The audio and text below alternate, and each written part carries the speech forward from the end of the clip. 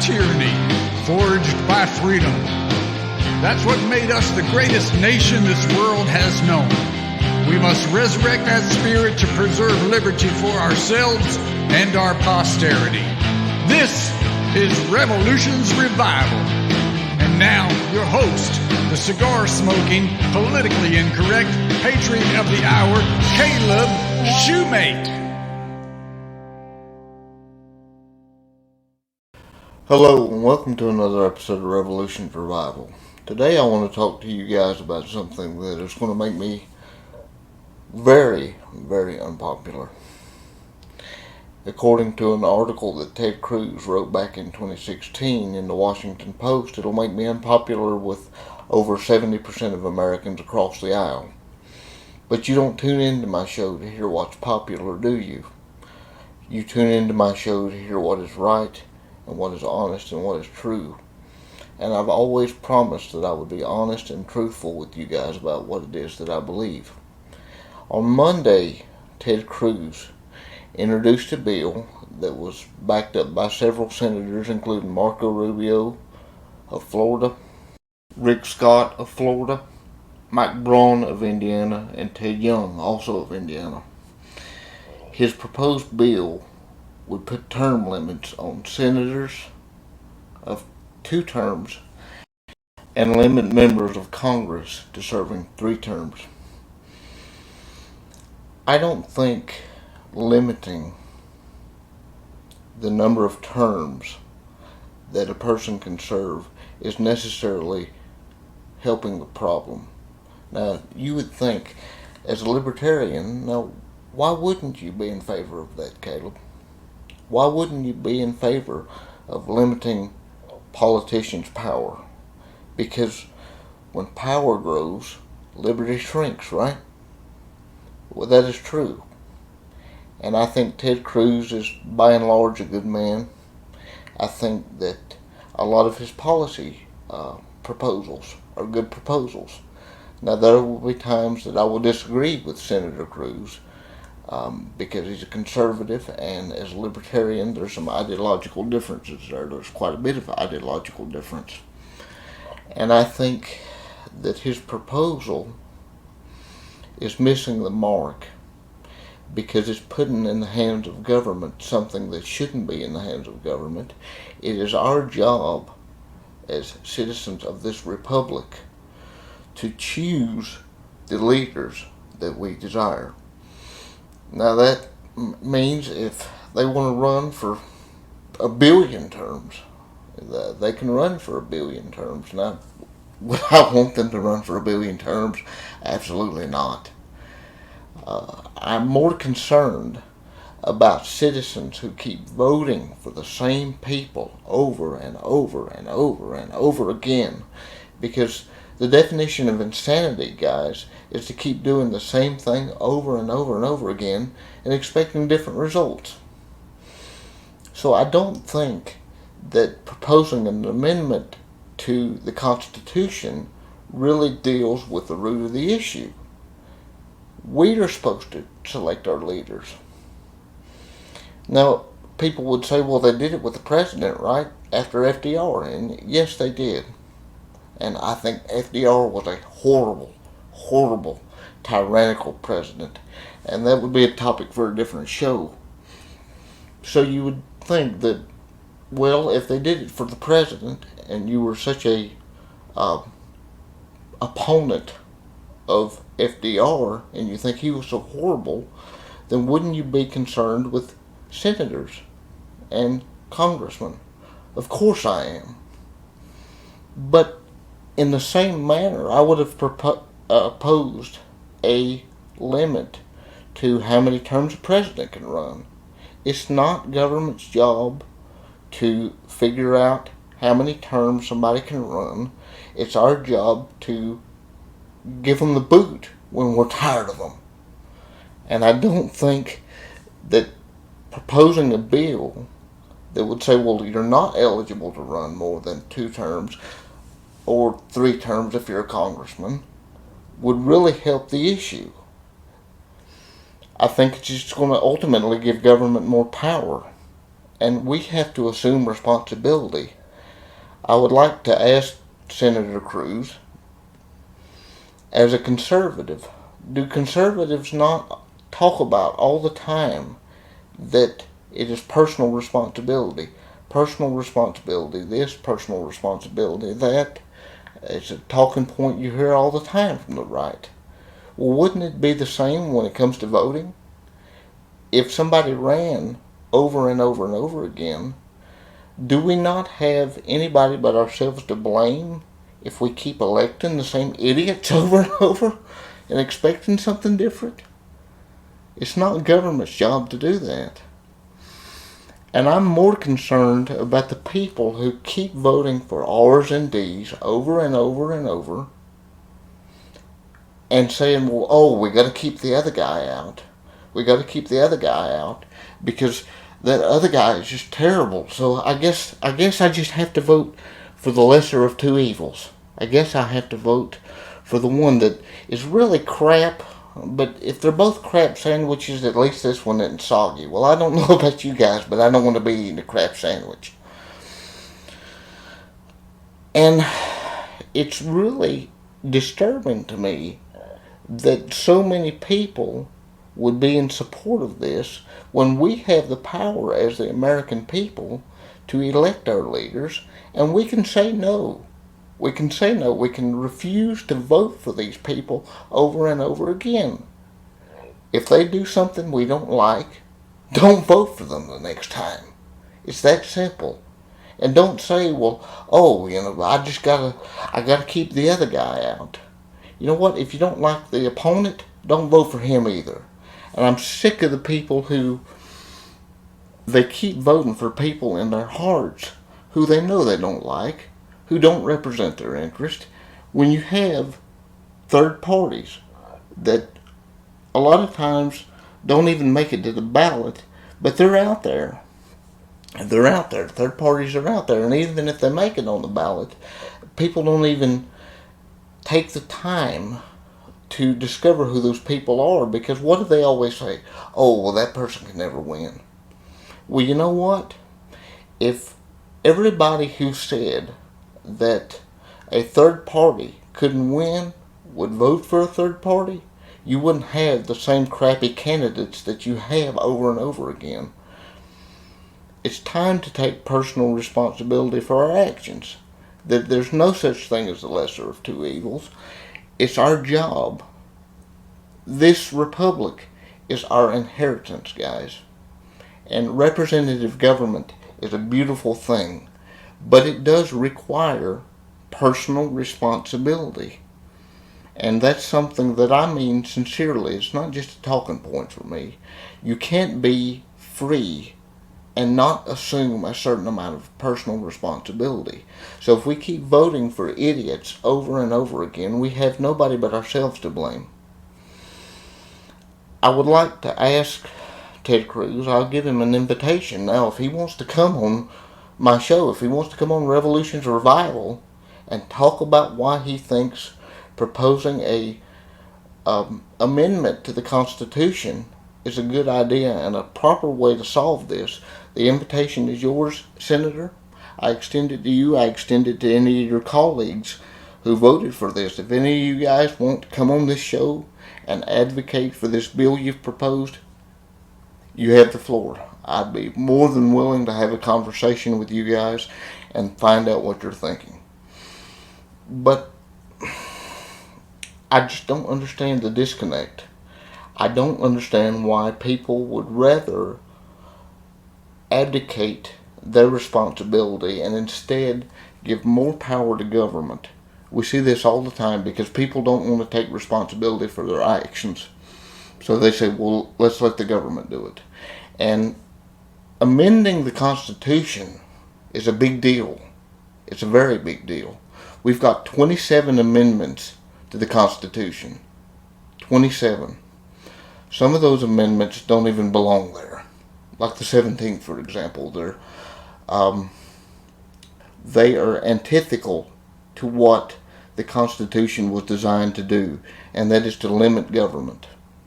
Now, a lot of the amendments after the Bill of Rights, the first 13, 14, they're just restatements of really what was already in the 10th. If you understand the Bill of Rights, then those other amendments are just repeats from about, 11 to 14. But amending the Constitution should never be taken lightly. And you know what? I like Ted Cruz. I think Ted Cruz is a great guy. I'll let you guys know I voted for him in 2016, and enthusiastically I voted for Ted Cruz. I would probably vote for Ted Cruz again. I think he's a great guy, but I think he's very misguided about this. And as someone who has spent his career advocating and defending the Constitution, don't you think that advocating for an amendment should be a very, very thought out process and not something that's done willy-nilly?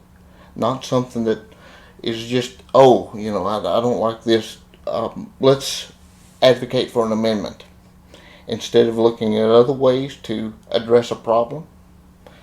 Is Ted Cruz, are you, Senator, going to step down? You've served 2 terms. Are you going to step down after the end of this term? Are you going to set the example? Or are you going to be like the George Washington? You're a good man. I think that we should restore the sense of the servant politician. That's something that's missing. Too often are politicians concerned with their own interest. They advocate for the people. You see this in the rhetoric. They say, well, I'll do this and I'm for you. I'm for you. And it's no matter left or right. We can talk about policy differences all day long, and there are a lot. But they always say, well, I'm for you and I will fight for the people. But when they get elected, what do the majority of them do? They go after their own interest and the interest of the party. Well, it's time to say enough is enough, and it's time to send a message to these political parties that we're not going to go along with it. That if they keep putting out crappy candidates, that we're smart enough to use the brains that we were given and to say, you know what, you didn't keep up with your promises. You didn't measure up to the promises that you made to me. And as a citizen of this state or this district, I will not vote for you again. I don't like people that willy-nilly vote. I don't like people who encourage everyone to vote. I don't think every person in this country needs to vote. And that's also a very unpopular opinion. If you're not informed, if you don't know the Constitution and have an understanding, a basic understanding of how government works, you don't need to vote. I don't want you to vote. I don't want to suffer because of your stupid decisions. Now, I'm sorry if that makes some of you offended. I'm sorry. Well, you know what? No, I'm not. I'm not sorry. If that offends you, you're listening to the wrong show. And I told you that I'd be honest from the very beginning. So if you're too stupid to not take the time, or too lazy to not take the time to read, to understand the Constitution and how government works and the beauty of a representative republic like we have here in America, a system of government that many countries in the world claim to want to emulate, but they haven't gotten it right.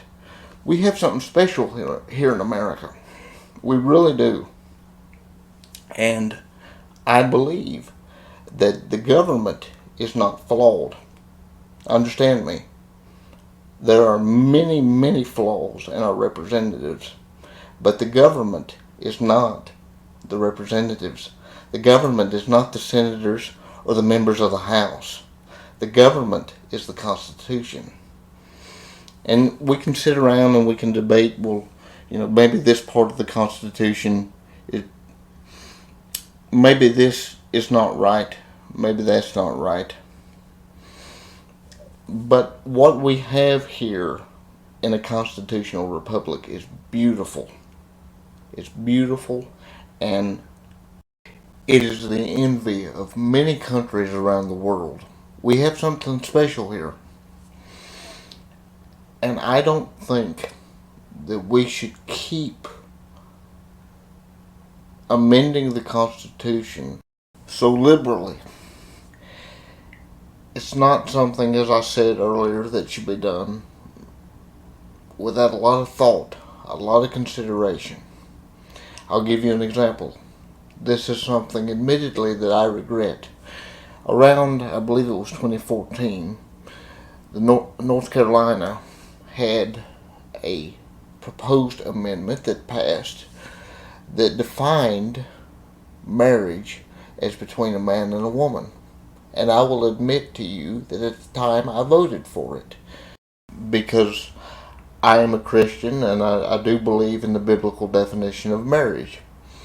This was, like I said, in 2014, which was also about the time that I started seriously getting involved in politics.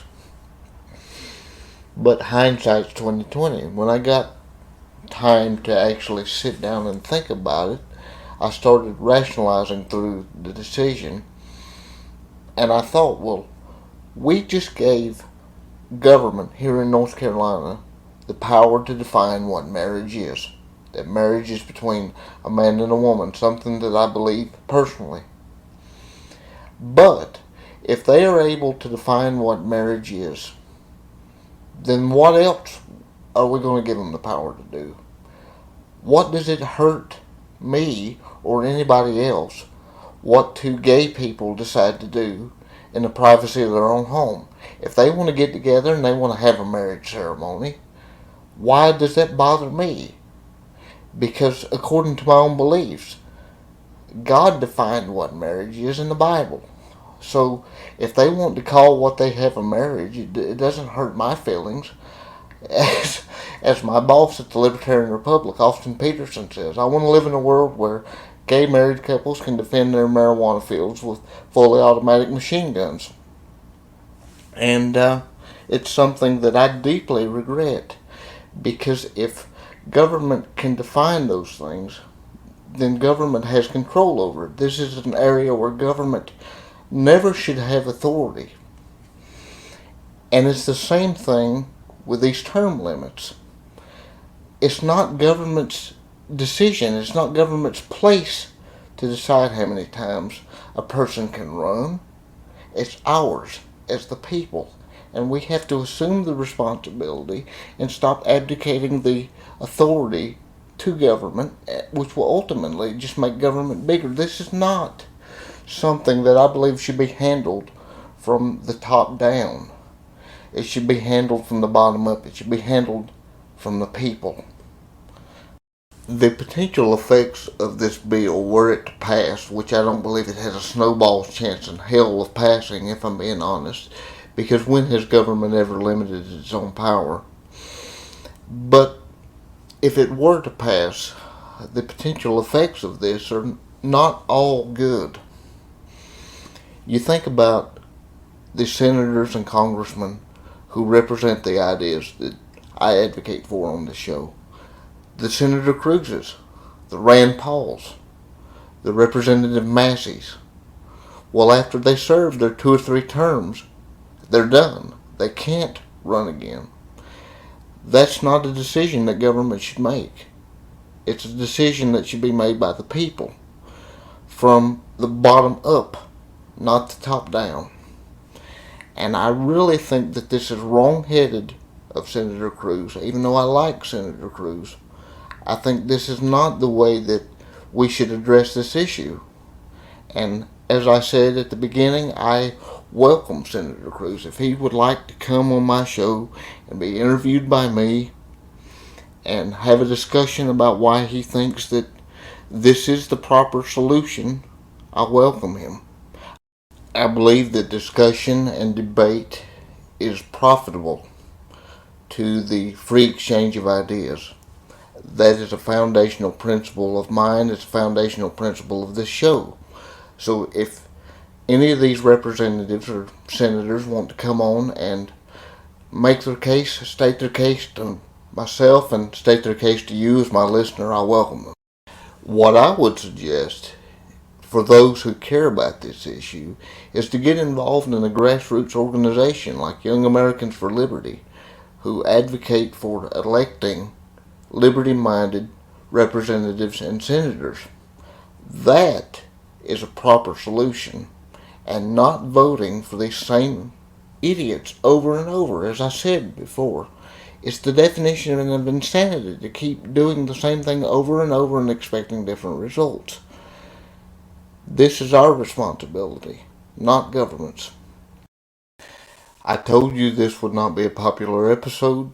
It may not make me popular with some of you guys, but as I promised in the beginning, I will always say what I believe. And you may not like what I have to say, but I am honest and I am bold enough to say what I believe without fear.